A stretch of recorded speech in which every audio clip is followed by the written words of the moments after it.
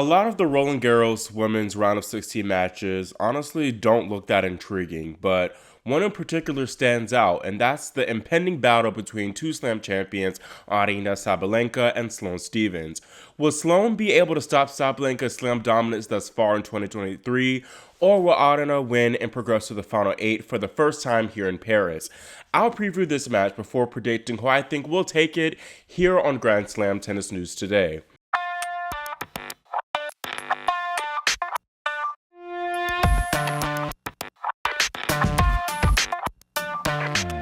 Sabalenka leads this head 3-0 with all three matches going the distance. Their previous meeting was at last year's San Diego Open, where Sabalenka recovered from a breadstick before easing to victory. Looking at both these two women's form, first starting with Aryna, Sabalenka, she's had a strong clay season. She won Madrid, where she beat Iga Swiatek in the final, and then she also finished runner-up in Stuttgart. Sloane, she also picked up a title, although it was a little bit smaller than Madrid. It was a 125K. After Madrid, I believe, actually. And then she made the Rabat semifinals the week before Roland Garros started. Sabalenka, she's yet to drop a set at this year's tournament as she first dispatched of Marta Kostyuk 3-2. She then took out Aryna Saimanovic 7-5, 6-2, and then dominated Kamil Rakimova 6-2, 6-2. Aryna hasn't necessarily played her best tennis thus far at Roland Garros, but that last match against Rakimova was definitely her best thus far. She served really well. She served 73% of first serves in, and she won 81% of points on her first serve. Meanwhile, Sloane started off on fire this tournament as she dispatched of 16th seed Karolina Pliskova 6-love, 6-4. She then dominated Varvara Krejcikova 2-1 before having a little bit of a tussle, but ultimately beating Yulia Putintseva in 3 sets. That match against Yulia was definitely Sloane's weakest, as it was very messy and erratic, but Yulia is a very tricky customer herself, and she took out Qinwen Zhang, so honestly, as long as Sloane got through that match with a W, I'm very happy. Sloane definitely needs to play a lot better than she did against Putintseva if she wants to beat Aryna. It was just, like I said, a very sloppy match, and it had a lot of breaks of serve. Speaking of that serve, I think Sloane needs to do a much better job of really going up and after that first serve. Maybe it was a tactical, thing of Sloane just really spitting at a lot of her first serves, which is why her first serve percentage was so high. I think it was in one set, 93% first serves in, which is crazy, but that will just not cut it against Aryna. Aryna will destroy even those first serves. She has got to try to go for it. And I think I am a little bit worried about that whole match, like that whole game style of having to play against Putintseva, who really doesn't hit with a lot of pace, but she's just very consistent, whereas having to go against Sabalenka, who gives you nothing but pace, and she just goes at you constantly. Those are very two game styles to play against, and that transition could be very difficult for Sloane to, overcome. So definitely, just basically my point is Sloane, she needs to have a good serving day. I think it will go a long ways for her to not only go after that first serve, but really to win just 3 points from it. If they get into those baseline to baseline exchanges and Aryna gets the upper hand, or Aryna has a short ball, 9 times out of 10, Sabalenka is probably going to win that point. So definitely it's important for Sloane to, like I keep saying over and over again, to do well with that first serve and go after it. Also, when they get into those baseline exchanges, I think Sloane needs to do a better job. She's been doing good of this throughout the tournament, but she needs to continue to do a good job of spreading the court around. I've been especially pleased with how she's been using her backhand angle to really pull opponents wide off the court. And then whenever she gets the opportunity, she kind of goes inside in with that forehand shot. I think that will be a really good play against Sabalenka, but she needs to make sure that she really gets Sabalenka moving on that backhand side, because I think Aryna's backhand is perhaps more reliable and consistent and solid than her forehand side. So definitely getting her on the move is much better. If Sabalenka is just standing there and delivering, then Sloane has a much lower shot of winning those baseline exchanges. And Sabalenka's fitness has gotten better to the point where she can do better when on the run, but she's still not totally great when on that run. So Sloane needs to try to, like I keep saying, get her on the run. And especially, she's gotten a lot better with her clay court movement, but she's still not the strongest clay court mover. And as I'll get into later on in this video, this match will be played at night. So, the clay is a little bit different at night, and I think with the night conditions, that could even impact Sabalenka's movement even more. So that's something Sloane needs to be cognizant of. Maybe incorporating some drop shots in there as well to get Sabalenka moving into the forecourt. Focusing on Aryna, as I mentioned earlier, she hasn't necessarily played her best tennis throughout the fortnight. Her opponents haven't been as strong, and I think this will be a really good test in her playing Sloane and having to raise her level. Sloane at least shouldn't give her the same amount of easy errors like Kostyuk or Rakimova did. Now, this match with Aryna and Sloane will actually be the first women's night match of the tournament, and unfortunately, there are reports of people refunding their tickets because they were expecting Musetti Alcaraz to take that slot, which I understand because with the men's match, you're almost 99% guaranteed to have more tennis, as it's best of 5 compared to the best of 3 with women's. Regardless, I think this one will deliver, and I think the crowd will leave somewhat satisfied, at least I hope so, just judging off of their previous affairs. Like I said earlier, all of their 3 matches have gone the distance, and they've been pretty entertaining affairs. Aryna and Sloane, they played excellent matches in Montreal and San Diego, and that San Diego match, I remember watching that one live in October last year, and Sloane, she played so well. She won that first set 6-1, but Aryna, she just hung in there and ultimately cruised through in the end. And then, honestly, I feel like Sloane really could have won both matches if she had that, mental factor, especially that one in Montreal. She was up 4-1 in that third set and just could not close it out at the end. And I think it was just a lack of confidence. A lot of Sabalenka fans were freaking out because this is a night match and Aryna's power would likely be diffused a little bit more in these conditions. And I think it will be another interesting challenge for Sabalenka, being able to mitigate the conditions. It's her first night match or night session match of the entire tournament. I think a lot of her matches have been played, in the heat of the day. It'll be interesting to see how she transitions with having to play, with those heavier balls and those heavier type of conditions, which really could favor Sloane, as she could rely more on her athleticism and just scrambling and getting a lot of balls back, as I feel like Sabalenka she wouldn't be able to finish points as, quick in these type of conditions. So definitely I think Sloane could, possibly extract a few more errors, especially if Sabalenka isn't necessarily on her top A-level game. But if she is on her top A-level game, that might not even matter, to be honest. Conditions aside, Sloane, she has the advantage being in this position 8 times before. In Roland Garros. This is her 9th Roland Garros 4th round appearance. Meanwhile, Aryna, this is her first time that she's made the second week here in Roland Garros. Now, also another thing to mention, Sabalenka, she honestly might not be in the best mental headspace because of that one Ukrainian reporter pressuring her in the press. If you don't know about that, watch my previous video. But basically, Sabalenka, she kind of refused to do a press conference after her third round win over Rakimova because she just felt like she wanted to protect her mental health. And I know constantly being questioned about the Belarusian and Russian-Ukraine war, whole conflict there, it can take its toll. And she already mentioned previously how she feels like she's often hated in the locker room, so that's definitely something to watch out there.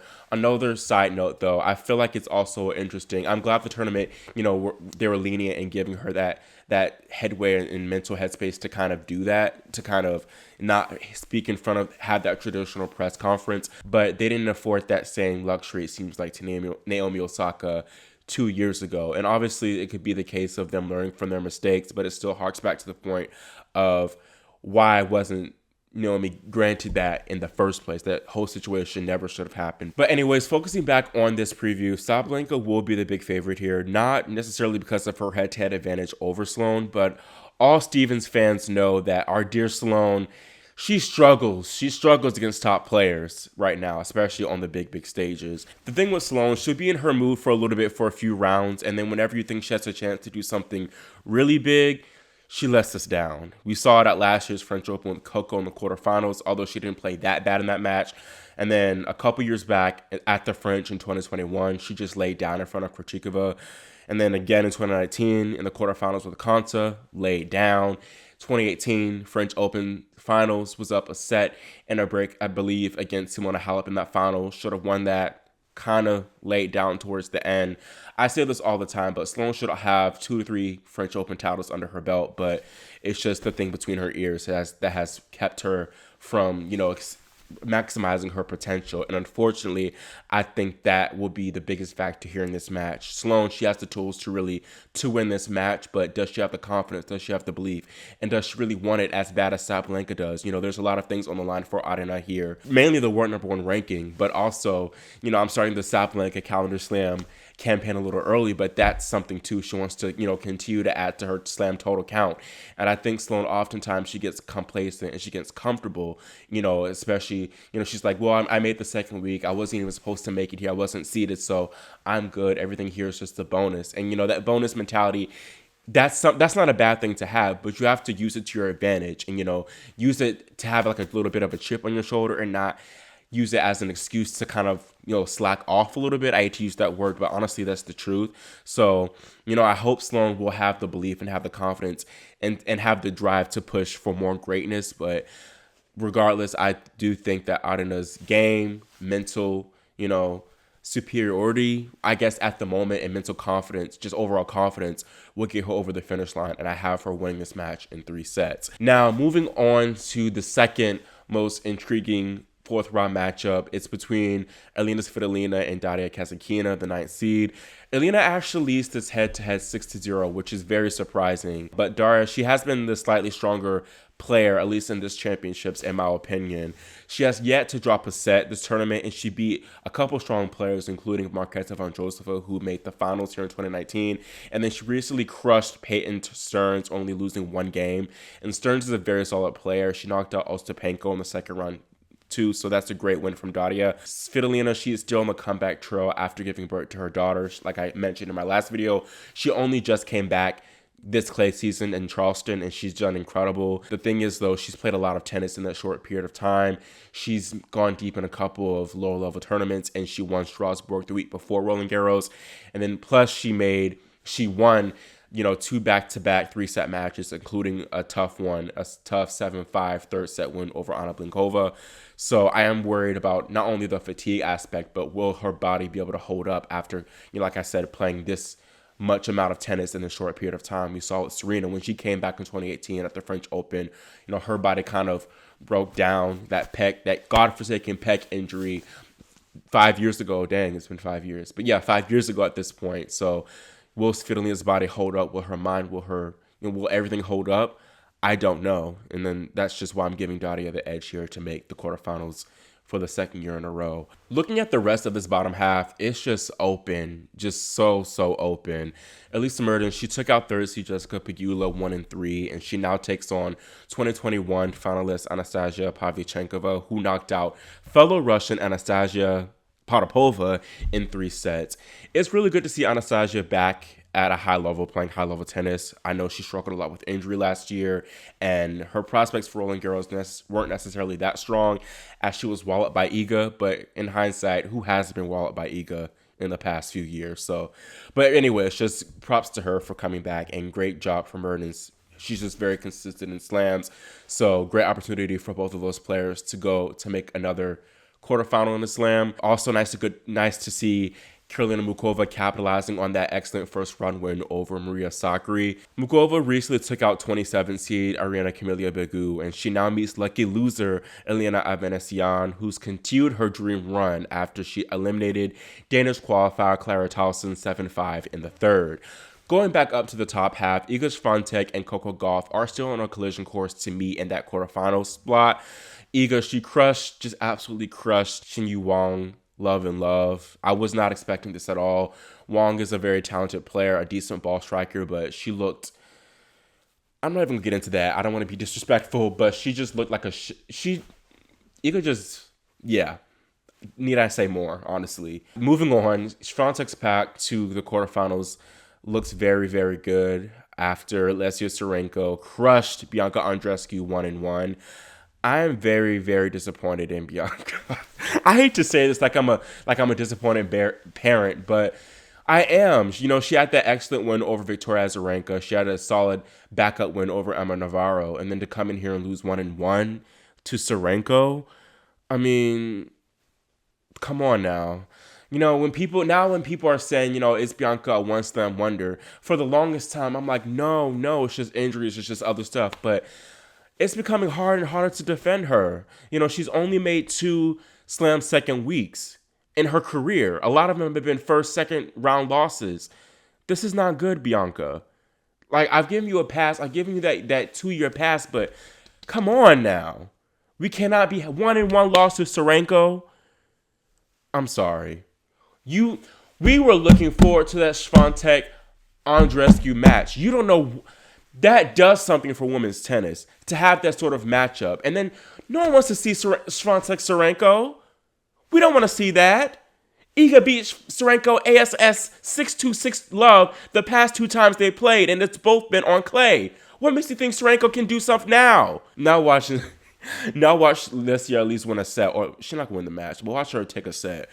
But still, like, it's just, that stuff pissed me off. Like, at this point, you should have just let Vika win, and we could have had an edgy Swiatek Azarenka match. I mean, Iga still would have won, but it still would have given us a mouth-watering stuff. I mean, like, literally in the top half, we have not one mouth-watering 4th round matchup. But anyways, moving on. Coco Gauff, she, like I said, she's still alive. She beat Mira Andreeva, the 16-year-old Russian qualifier who's been taking the tennis world by storm. She beat her 6-7, 6-1, 6-1. Overall, it was a decent performance from Coco. Even after Andreeva, she won that first set. Coco just looked in control. Really, the experience was the difference maker here. Like I said, even after Andreeva won the first set, you just sensed that this match was on Coco's racket. Mira, she played well early on, but it was a matter of her having a lack of experience and being able to stay positive. She had a very bad attitude out there. I did not expect that. And, she has, a lot of people are like, oh, she's a sunshine player. She's so positive. She was negative as hell out there. She was slapping the balls all around the net, had a couple of warnings from the umpire. I was shocked. Like, I thought it was a classy party. I thought this was a sunshine gal. She's not, I was deceived. But she could, honestly, she couldn't keep her composure, couldn't keep her cool. And even when she was, up a set and on serve early in the second set, she was negative. And whenever she'd hit a good shot, hit a solid shot, she wouldn't fist pump herself. Normally, she'd give herself fist pumps. But I don't know. I mean, like I said, I'm not going to be too hard on her. She's only 16. She did have to come through qualifying. She's played a lot of tennis. There's the aspect, too, of her possibly running out of gas. So, it is what it is. As far as Coco's playing, I mean, she played definitely better towards the end, especially in those second and third sets. Still, I'm not that impressed with her play, mainly because Andreeva didn't necessarily push her as much as I would have liked her to. Mira went away from attacking the Gauff forehand, which is still a glaring weakness in Coco's game. And like I keep saying, Coco cannot get away with playing this type of tennis against Iga. She simply won't. And I hate being this negative because it's a great accomplishment for Coco to make her another major 4th round. But you look at it, she's supposed to play Iga in the quarterfinals, and she simply will not win against Iga playing like this. She just won't. And I think that's the thing. We want slams from Coco. It's nice to have these quarterfinals and these 4th rounds, but we want, she's at the level, she should be doing it. She should be doing it. And she's not, and it is what it is. But finding the silver lining in it all, Coco only won 1 match after dropping the first set last year. She's won 2 this tournament alone. So that goes to show you how much she's been fighting, and I'm very impressed. Above all, even aside from the game, I've been impressed with how hard she's fought and how she stayed positive throughout it all. Hasn't really had any bad, outbursts or negative, gestures. Even when she loses points, she's fist pumping to herself into her box, and I love to see that. Now, up next for Coco is Anna Katarina Schmiedlova. Schmiedlova now is a little bit tricky. She always knows how to wake up for Roland Garros. As I mentioned in my last video, she beat Venus twice here, and she nearly beat Osaka. And in this tournament, she beat Kudermetova, and she hasn't even dropped a set. Mind you, those 2 opponents, after she beat Kudermetova, weren't very high ranked, but still, great on her for cruising through the draw. I think she could test Coco a little bit, but I still feel like Coco should get through this match regardless, because Schmiedlova doesn't really have those weapons to capitalize and really attack the Gauff forehand, which is, the main reason why Coco loses most of her matches anyway. So I think Gauff will be fine, especially with how much she's been problem solving and fighting throughout this whole tournament. Now, the biggest news on the women's side today was the withdrawal of Elena Rybakina, who is the 4th seed this tournament and the Australian Open runner-up and the Rome champion. Rybakina, she said that she suffered through a respiratory illness, upper respiratory illness, and she says she's been dealing with that throughout the tournament, but it just got worse. It went from worse to worser for her today, as she was supposed to play Sabalenka Tormo. This loss is pretty big for the tournament, I feel. She wasn't necessarily a shoe-in to make the quarterfinals, but Sabalenka Tormo, it's going to sound me, but she has no business being here. But I appreciate a good slam, so I got to give her her tens for that. Sabalenka Tormo, she now plays Beatriz Haddad Maia, who knocked out Ekaterina Alexandrova. Before this tournament, Haddad Maia she never had made it past the second round in the majors, so to make her first slam 4th round is great. I think she deserves it. She's been playing excellent tennis the past, 12 plus months, so good for her. Hopefully she capitalizes on that opportunity in playing Sabalenka Tormo and makes the quarterfinals, where she hopefully will play Ons Jabeur. Now talking about that, the 7th seed Jabeur, she recovered from a set deficit today to take out qualifier Olga Danilovic, and she now gets her 4th unseeded opponent of the tournament, an American, Bernarda Pera. Pera, she's a very tough customer on dirt. Don't get her twisted now. She tested Ash Barty, I remember 2 years back when Ash was still a player on the tour, and she's very talented. I think her problem is just not being able to have that moxie and confidence that she can go deep, and I think gradually she's been able to build up that confidence. She made the 3rd round of the Australian Open earlier this season, and now she's here at her favorite slam, the French Open, and just doing great things. So proud of her. This is actually her first slam 2nd week appearance, so shout out to her. But regardless, I still feel like Jabeur, experience above all. So I think Jabeur should be able to make the quarterfinals and honestly the semifinals on top of that. That's all I have in this video, and let me know in the comments if you agree with me in having Sabalenka take this match in 3 sets, or do you think that Sloane has a shot to pull off the upset? Make sure you subscribe and click the notification bell so you're notified whenever I post more Roland Garros type content and more recaps and previews. Thank y'all for watching. I'm Christian Bass Knight, and I'll see you next time here on Grand Slam Tennis News Today.